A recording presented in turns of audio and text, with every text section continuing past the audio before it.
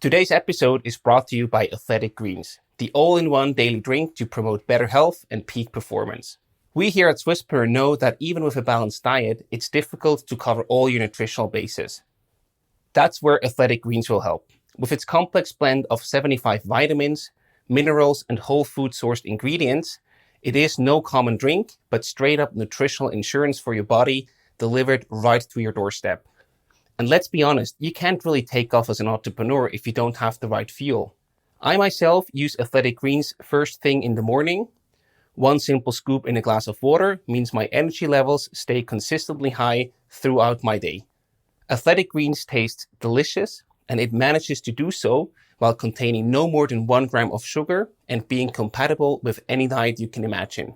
Vegan, paleo, keto, you name it.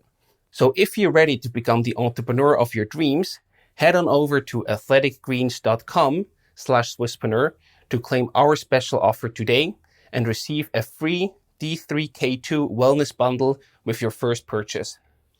That's up to a 1-year supply of vitamin D. Very important for the coming winter months. And you know what's also a winter essential? Listening to Swisspreneur. Once again, that's athleticgreens.com/Swisspreneur. And now, on with the show. If someone tells me it needs to be that way because it has always been that way, I like,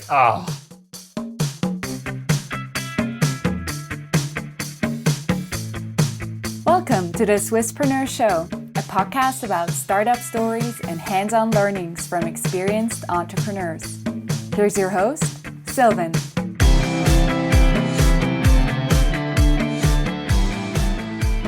Tobias, welcome back to the Swisspreneur Show. It's a pleasure to have you again.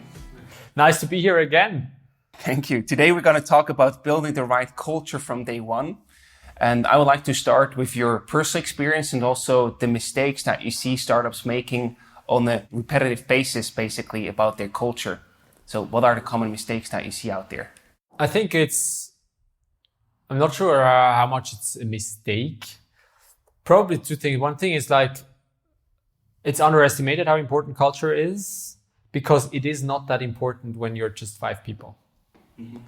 Because when you're 5 people, you're close enough that you will be able to easily just cover a lot of maybe cultural, interpersonal problems, because you're super focused on the cause. You're super focused on getting it done, getting it out, getting your MVP done. And this focus already covers a lot by itself. And then it's easy to tolerate, it's the same if you're in a family with 10 people and you have different characteristics, you're a family, you will be able to handle it. But the moment you're 100 people, it gets more difficult because you're not close enough to just handle that. And I think out of that natural, it comes usually too late that you actually start thinking about values and culture you want to build and you believe is the right one for your enterprise and your company. Is there a certain threshold where you say that's the right employee size, or you should actually start thinking about these topics? I would say have it on your agenda from day one. I think you have some time to nail it down.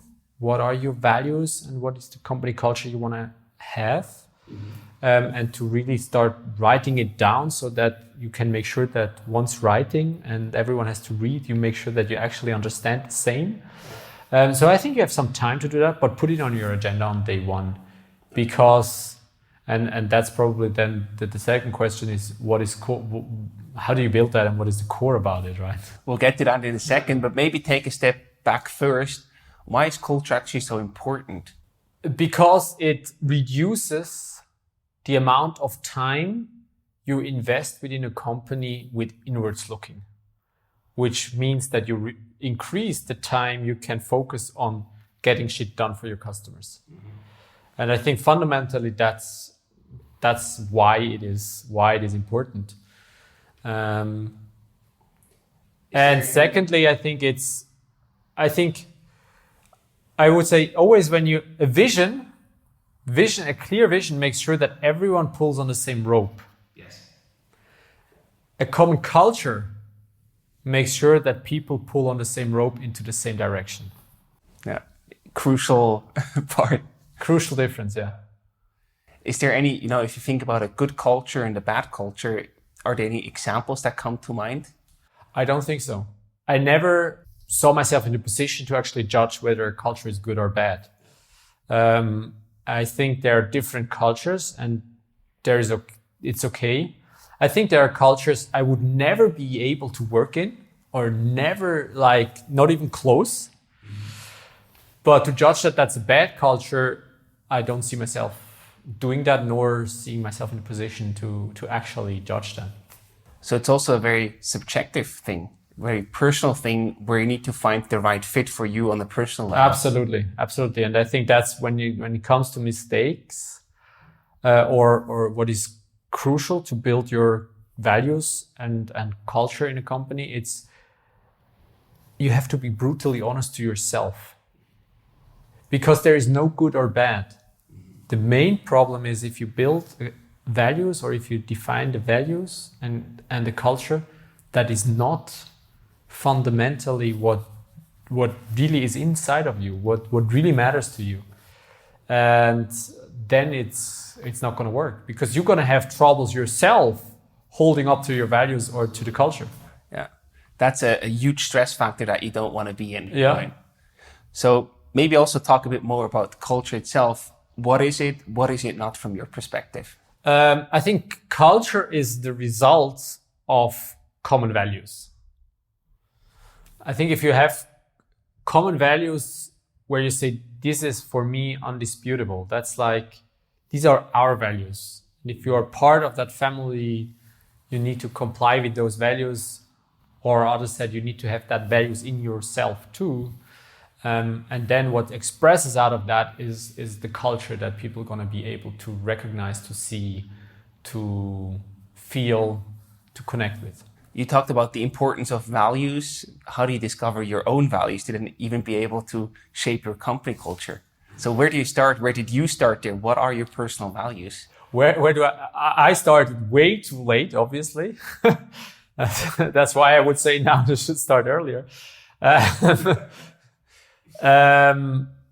think you have two ways. One thing is that if you put it on the topic, and if you put it as an important agenda item, it's an important item on your agenda, you can discover through discussions with friends, with families, with your co-founders, with your first employees, and try to get as much mirror as possible to how you behave when you freak out, and out of those symptoms, you'll be able to identify what matters to you and what behavior trigger you and which satisfy you, which ones make you feel happy, which ones create anger, which ones create fear. And that's part of the process, I think, to identify really your own values, and what you say, where are you not willing actually to make compromises. So really, and this can be 2, this can be 3, it can be 5. It's not clear. So really practice self-reflection, look out for these emotional triggers, understand how you're feeling, and look very closely there to understand what's truly important to you. And I mean, you have these 4 fears, right? You have feeling joy and happiness, fear, anger, and sadness. And if you feel that, if you can be present in that feelings and understand what they trigger, which situations they trigger, you will be able to identify the values that guide you. And again, these 4 feelings or sentiments are not good or bad. I mean, fear or even anger can be anger is super powerful to motivate, to bring forward. So it's not that you don't need to have values that reduce anger, that anger is never happening, but you need to understand which are the angers that bring you forward in terms of that noise. For example, for me, it's curiosity. If people are not curious, I get but that because it's important to me, It's important not because it's I have a problem with you, So I think basically it's when you start with your feelings, with these 4 sentiments, and you can identify what what triggers those in a positive or negative direction. It's probably it's a bit theoretical, but it's how you get there ultimately. I think, yeah, this is just an important wake-up call. So if you don't really think about these emotions on yourself, maybe it's good to take some time and reflect. Yeah, exactly. And first you need to identify yourself. When do I feel sad and when do I feel angry, for example? Or and then like what triggers it? Yeah. Because, you know, in like a very busy workday, it's easy to just overlook these feelings and don't really take them seriously and just Absolutely continue with the next task. And then you sort of forget to really understand how you feel. But usually it's going to be simpler and easier to identify it in your private life, in your family, in your personal life and relationship. And ultimately it's nothing else. Normally it's like the words you then choose to describe the value that drives you.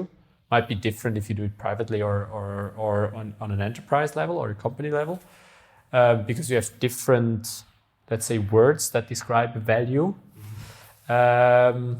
But fundamentally, you are you. True. Your emotional you is the same at home, in your family, at business. So we are curious to hear what your values are.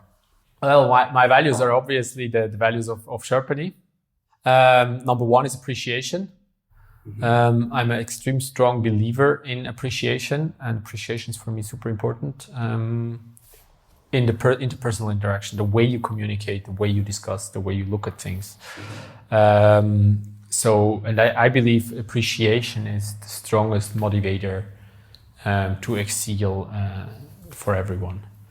So appreciation is our value number one. At Sherpany. The second thing is service-oriented. Okay. For me, it's super important to help each other. That's as important in my relationship as it is in family, as it is in business. Just having a behavior of helping each other. Just starts with, can I clean up the table, or can I help you? Just if you go to somewhere and you're invited, and someone is still cooking, can I help you something? Or it's just this way of service orientation. The third thing is, as I mentioned before, is curiosity. It's like if someone tells me it needs to be that way because it has always been that way, I get like this completely. In my head, this is like the most stupid explanation you could possibly give. I mean, either there is a reason and we can discuss the reason. But because it was that's like, where's the curiosity? Why don't you want to know why is it that way? And that's something where I had to learn over time, way already before Sherpany, that curiosity is something. It's not good or bad. I just learned that for me it's important, but there are people that are way less curious, and they're super great people. There's nothing wrong with having high curiosity or low curiosity. But to me, it's important, and to me, it's super important for in Sherpany that we thrive and have this curiosity and try out and think about the why behind the why behind the why. Why is it that way? You know.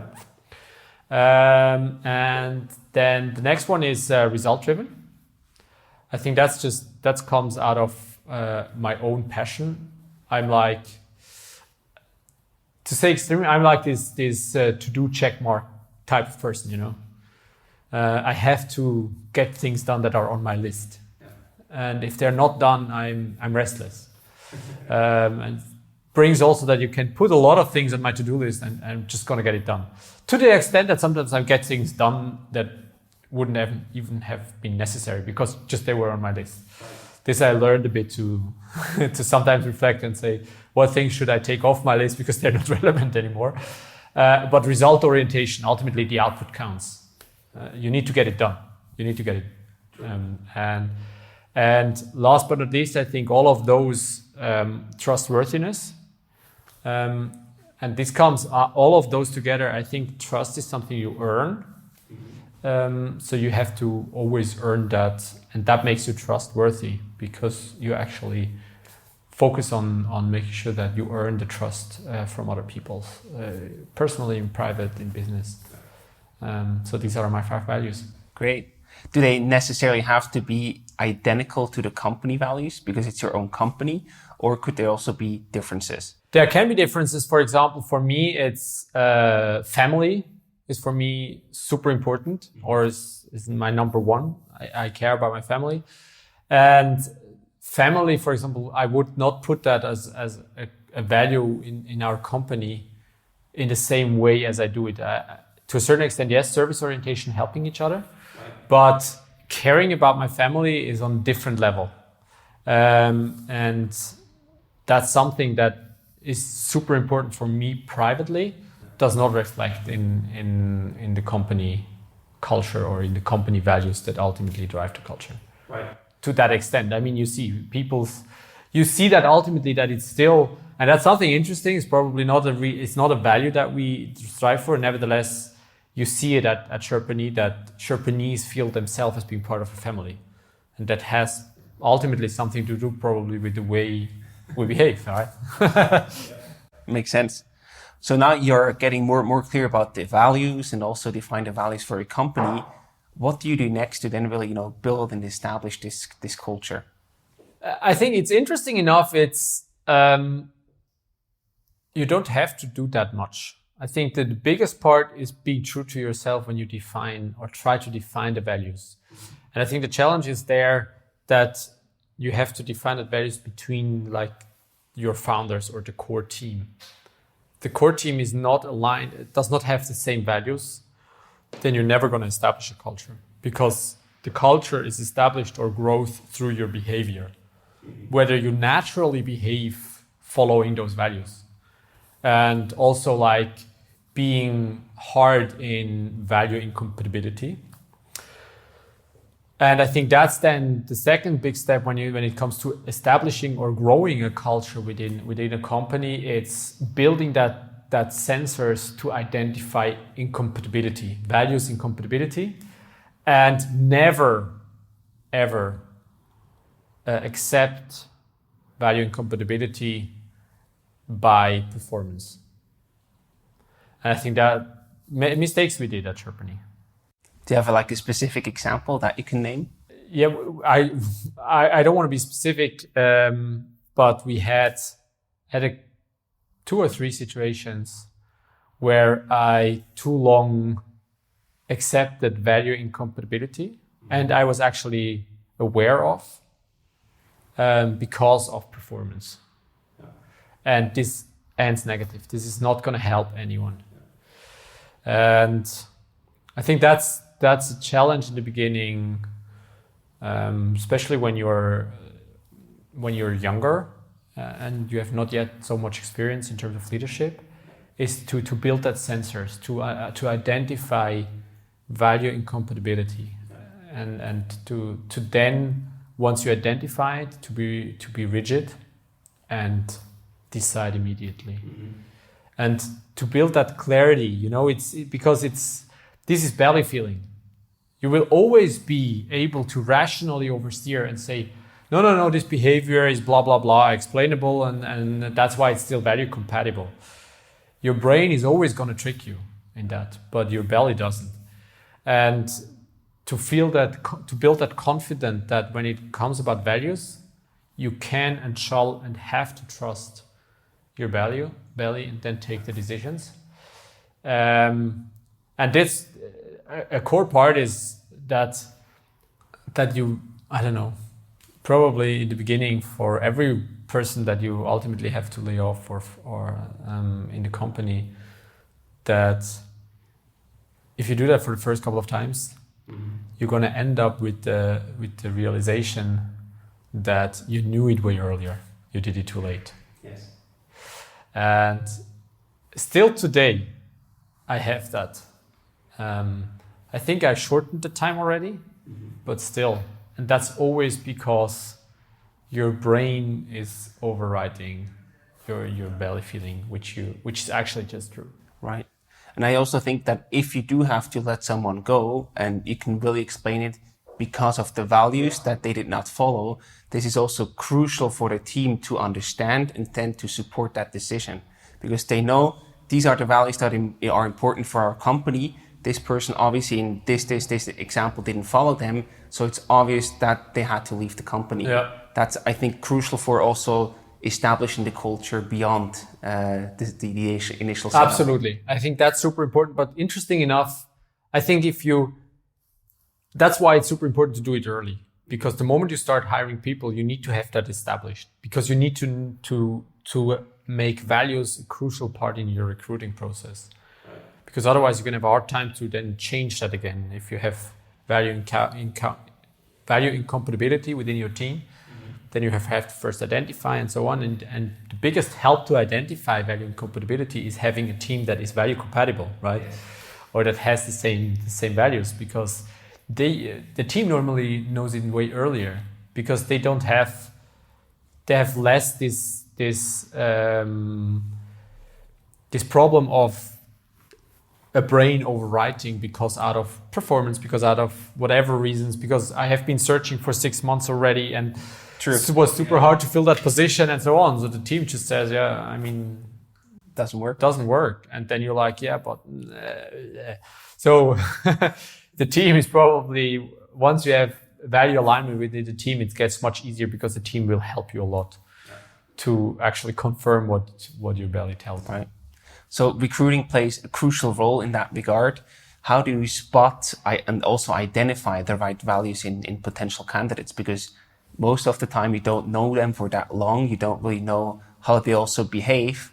How do you sort of check them on their values? I think there are different elements. One thing is that we put it in very early in our recruiting process. So for our recruiters or talent acquisition specialists, that they in the very first conversations already, values play an important role.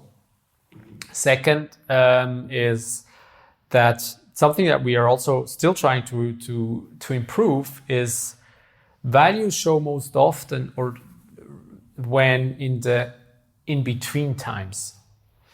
There where it's not obvious, it's not an interview. It's like, how do people, what do they write? Or how do they react after an interview? If you have them on site, let them walk around for 15 minutes in the office, talk to some people, and then listen what they say. Like in these between situations, or how often are they gonna, if the process is like, I don't know, not right away continue, how fast do they ask back? How do they ask back? Do they always choose the email, or do they pick up the phone? Something that I learned is like, try to have them speak to, I don't know, if you have an assistant, try to that they have to speak to the assistant, or organize, I don't know, the next call with your assistant or with the office manager, or and see how they treat those people. Absolutely. Because they will try to shine in front of you. But in these in-between times, it's more likely that you see how they naturally behave. Right. And there comes again, it's not good or bad. It's just try to build a recruiting process where you have a lot of these elements where you have the possibility to identify what really drives him and his real behavior, because it's going to be good for both of you if you just identify what is real and what is not real. And that's the same also when you come back to the question of letting people go. I think also there I'm very clear in value incompatibility, but without judging. I think that's super important, because there is no right or wrong. It's just it fits or it doesn't fit here. It might fit somewhere else, but doesn't fit here. Yeah. And how do you actually, you mentioned the gut feeling, but how do you actually really spot the incompatibility of a value once you actually already started working with a person? Once you started working, you usually identify pretty quickly. Okay. It's really this gut feeling. Once and again, it's like it's the in-between things. It's how do they help within the team? How do they integrate within the team? How strong do they speak up themselves if they identify a value incompatibility somewhere? And it's a lot about, it's ultimately just try to be part of the team. be part of Slack channels. How do they communicate? What do they say? And I mean, obviously the stronger, and that's why I say value is basically the basics. And then once you apply it, it creates culture. And the stronger the culture is, the easier the entire culture is going to just spot incompatibilities. True. Before we continue with the show, we'd like to introduce you to Swisspreneurs' main partner, Clara Business, the digital all-in-one solution for small businesses. Whether it be marketing, sales, customer care, or accounting, Clara is just what the doctor ordered. Any SME employee can tell you that managing internal processes manually and on paper is just about the silliest way of wasting your time. That's why Clara digitizes everything. An easier, hassle-free workflow means you and your company get to spend time on what really matters, your core business. Go to clara.ch to find out how your business administration can be simpler, faster, and more efficient. And now, on with the show. And once you spot such an incompatibility, do you first, try to talk to them and find a solution or a workaround? Or is your decision pretty clear where you say, hey, I'm not judging, but this is not a fit. We do have to go separate ways? That really depends on the situation itself.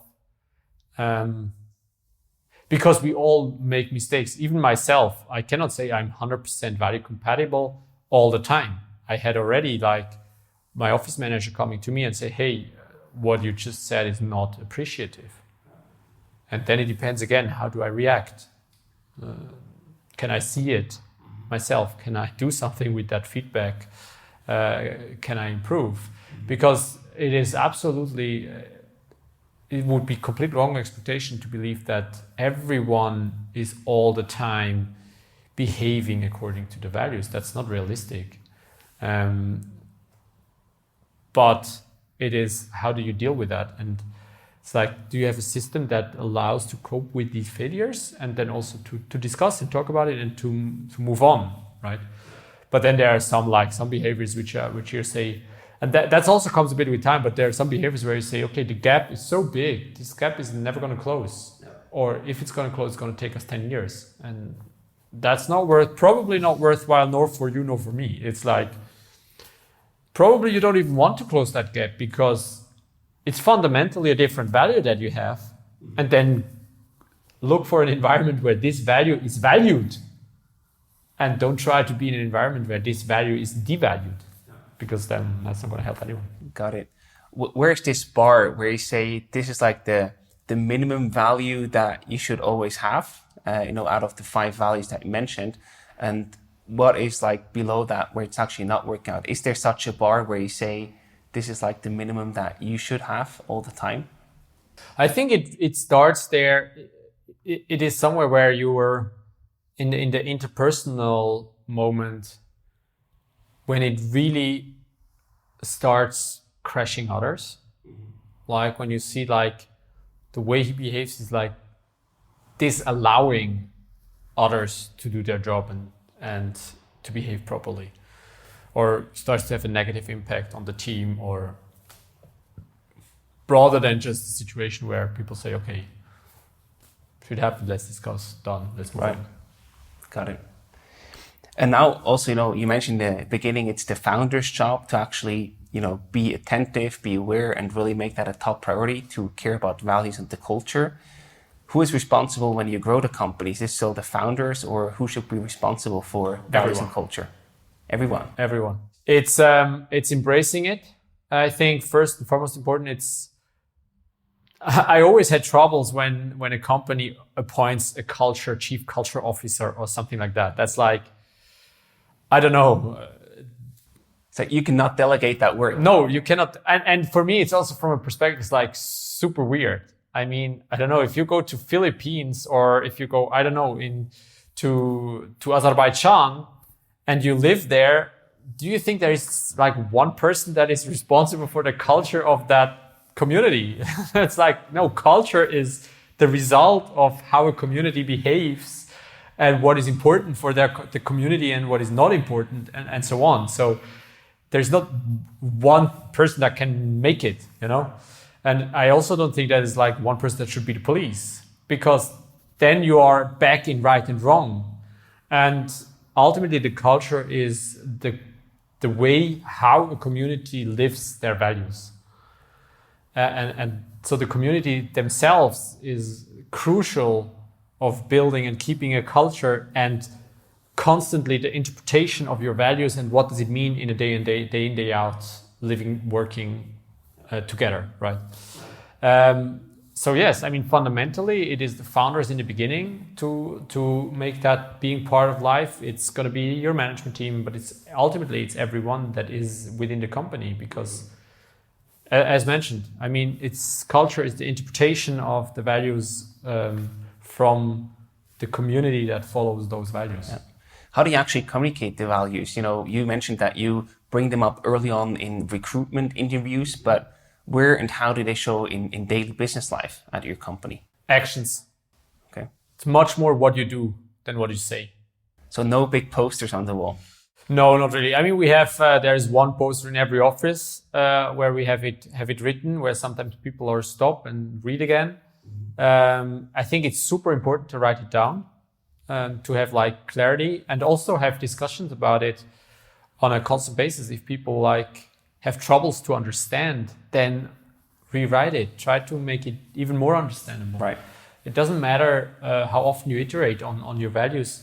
The value itself is clear, but how do you communicate? And the more often you discuss, the better the communication becomes. So it's obviously it's written down. It's on our website, but ultimately to live up to the values is how you behave. Fully agree. Yeah. Do you appreciate in the right moments? Do you help yourself, others? Yeah. You know, they are also inspired by Google, probably, these perks of free food, free gyms, and so on and so forth. What do these perks play? What role do they play in terms of culture? For me, it depends a bit. To what extent they're part of culture is probably to the question to what extent they are an expression of a value that is below, versus the coolness factor of an employer. Right. I think that's also why it is like creative open office or food or these kind of things. It doesn't work necessarily for every employer. I mean, every employee is like, okay, I mean, it's cool to have gym and food, but to have the impact that it had in Google, also in other enterprises, I think that's because if they're not connected to a value, then they're not part of a culture. They're just nice perks. But the meaning is not clear what it means. And what is the expectations from the community or from the employer as a total of all people towards that perks. I mean, it's and when you think about Google and the environment of the creativity and build things together, no matter if it takes 24 hours, you see that these elements become a different element. It's part of the expectations in terms of creativity, and if you're dedicated to something, also within a team, you might stay 72 hours in an office, and that's how we reward that or how we appreciate that. Right, yeah. Then it gets into a relation again, and then I think it can make sense, and it shows again as part of the culture. But if it's just there, and that's what you see, right? I mean, we had that also at Germany. Some perks we did, and after 3 months they're there. They're just there. I mean, they're just like assumed as normal. Yeah. But it's not part of the culture because it's not connected to a value, and then people also forget. And that's okay, that's correct, because it's like, it's not fundamental for the culture. But I think, having this connection to the values and having the values is really the guiding star, basically, for whatever you do with the culture in the company. That's the strong part. How do you actually measure culture? Are there any like KPIs that you focus on to measure if you have a good culture or not? comes back to good culture, bad culture. Right, I don't think they're good or bad. Or if you have the right culture for your company, let's put it that way. That's better. I would say ultimately it's about employee happiness. It's like the culture helps you to identify yourself. Is that an environment where I can thrive, where I feel good, where I can actually achieve and perform and excel towards my own expectations and also external expectations. And that's why I always say when it's recruiting, you have to answer 3 questions. You have to ask, can he do the job? So does he have the capabilities? Does he want to do the job? Does he have the motivation? And does the environment allow him to do the job? And that's the culture. And if you have a strong mismatch there, even though if 1 and 2 is given, he's not going to be successful. So you really need all 3 to make it work, right? Yeah. You need all 3 to make it work. And so I think ultimately it's like achieving your goals, achieving your targets, but also having like the satisfaction of your people, that people like to work in that environment, especially when it's going south or when you don't achieve, when it's stressful. They say, okay, we can cope with that stress or with that tension because we know why we are here, and the cherries in the other garden are not redder. It's like I feel home here. I feel at the right place, and then it's like, okay, the world can shake, but then it's going to be shaking somewhere else too, or even harder, because I don't feel that support that is correct for me. How often do you measure the employee happiness? Do you do Every month. Every month? Wow. How do you do that? NPS. Simple but effective. Yes. So you just send them like a Slack message or an email, or how do you? Yeah, an email. They have an email, a survey where they can just answer that maybe 2 things. Your NPS, would you recommend us? So we have 3 things that we measure, but 2 things we ask is, do you recommend us? And second, what would you change if you change it yourself within the organization? These are 2 things. And then the third one is, how many people do we actually hire out of referrals? So to correlate, I recommend you, whether this actually turns into recommendations. Yeah. There was also one additional KPI that I didn't have on the map before, but when we talked to Andy Fischler from Frontify, he said they also looked at how many people leave on their own, like voluntary basis. Yeah. And I think that's probably also, of course, there are like circumstances if you move and so on, but if they leave without any pressure or misfit, that's probably also a sign that, okay, there you probably want to talk to them and understand what's really going on. I would partially agree. I think, yes, it's definitely a KPI to look into.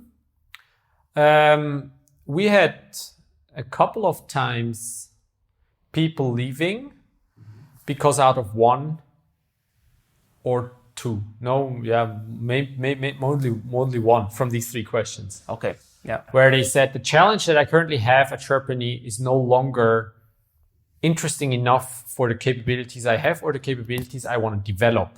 Right. And out of that reasons, they terminate themselves, because why should we? It's all good. But I completely understand and support it.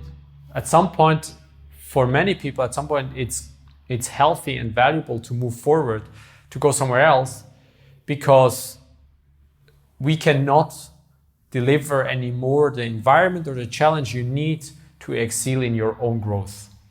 And that's something positive for me. That's super, super healthy. And these are people that you see, and I think that's where then the culture is an indicator that was good or a fit when these people come back. When these people come back either to work, we had people that left for 2-3 years and came back working for us, or come back just regularly for a coffee when we have an apero. They just like the environment, coming back into the environment. And this, I think, is also an indicator that voluntary leave is not necessarily an indicator for misfitting culture. Yeah, I would agree. Yeah, makes sense.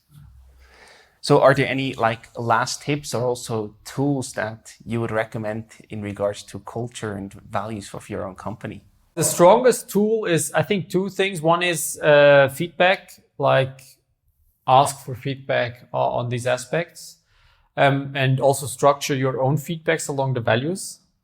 I think that's very instant feedback, as well as qualified feedback, like, I don't know, once a year or once a year with your people, so that I think the bet on culture and values is the best thing when ultimately matters how other people see it, and having that mirror. And when you do that in early days and develop that as something part of the culture is also giving feedback, you get into that stage that it's way more transparent and honest, because they know it's okay to criticize and to, on the value part, just to give open and transparent feedback. Yeah, and I think that's one thing. And the second thing that we started later on, but it's also very valuable, is if structured exit interviews. Everyone who leaves, if he was terminated or not, to make a structured exit interview to understand why, what, and so on. To try to understand the motivation behind it. that's also an important part of the whole culture, because the way that you treat your employees when they leave, that's probably one of the biggest points that they remember, right? So this is very, very important to pay good attention and take good care of your employees there. Absolutely. I think from a cultural point of view, it's for us, it's crucial that we have to devise everyone who starts applying, whether he's getting rejected, gets a job, whether he stays, he leaves. We should make sure that everyone becomes an ambassador of Sharpeny, that he knows why he was rejected, and that he can do something with that. And if he can work on that why, well, who knows, maybe in 2 years from now, we have the right position for him, or he thinks that it's a fit or something like that. No, beautiful. So to wrap up this episode, we prepared some rapid fire questions for you. Good. We give you either a selection or a short question that you can answer in 1 or 2 sentences. Okay. Are you ready? I'm ready. United States, Europe, or China? Europe. Why? Because I think it's the old continent and it's underestimated what power is available in that continent and underutilized. Nice. Wealth or happiness? Happiness. Clear choice. Absolutely. What makes you smile? Kids. You have your own kids? Not yet. Not yet. September. Oh, nice. Congrats. Thank you. Motivation or discipline? Motivation. Why? Discipline to me is much more a tool that helps you get shit done if you have the motivation, right? Mm-hmm. Discipline without motivation is not going to end anywhere. It's not going to bring you anywhere. The next one, Apple or Google? Google. Why? Because Apple to me is too closed. Too close circled. And Google to me is just way more tech oriented somehow, in my perception, and more inspiring when it comes to breaking boundaries. Okay. And for Sharpeny would be probably Microsoft, because you integrate well with them. Yes, I mean, I have to say, absolutely. It's in the last couple of years, Satya Nadella definitely changed my perception of Microsoft. 100%. Yeah. And the last one for you today, where do you go to think? Running. Cool. So thank you again for your time, Tobias. That was really insightful and also valuable with the lessons that you shared and the experience that you shared with us and our listeners. So thank you so much for making the time. We wish you all the best and lots of success for you and Sharpeny in the future. Thank you very much for having me and for the great questions and the conversation.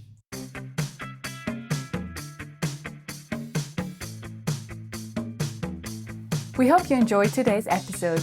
If you did, you can support us by rating our show on Apple Podcasts.